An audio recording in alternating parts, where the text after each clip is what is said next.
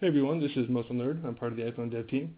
In this video, I'm going to show you a simple example of a hardware dongle that can be used to boot the iPod Touch 2nd generation into a jailbroken setup.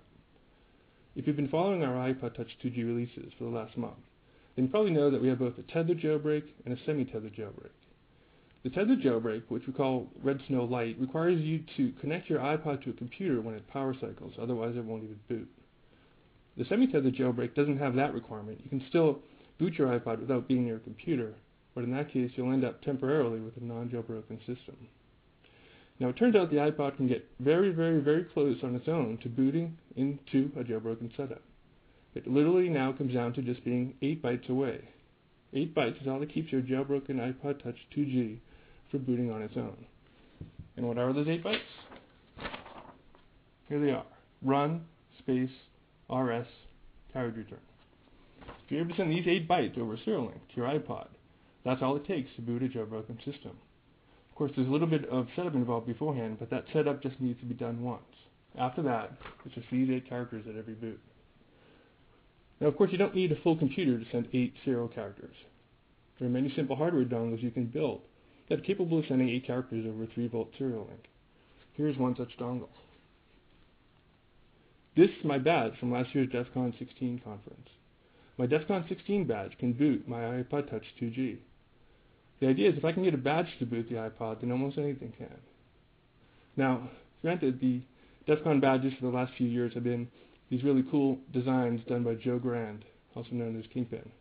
The badges contain little microcontrollers, along with various LEDs and gizmos, but a simple, modern microcontroller is certainly capable of sending 8 characters over a serial link. That's what I programmed this one to do. When I push this button on the back of the badge, the microcontroller sends the 8 characters over this little cable to the iPod. And that's all it takes.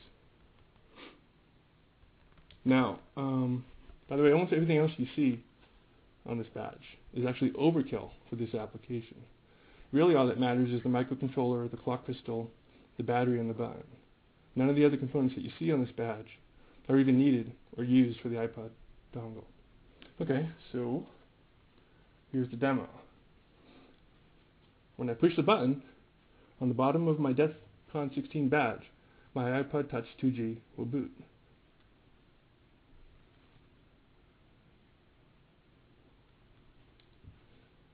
The Dev Team Pineapple you see here is affirmation that the system is now booting into a pwned and jailbroken state. The custom logo means that we've circumvented the chain of trust that usually goes into showing this screen. We've broken the chain of trust pretty early, so everything after that is compromised. I'll start a little demo of a jailbroken application.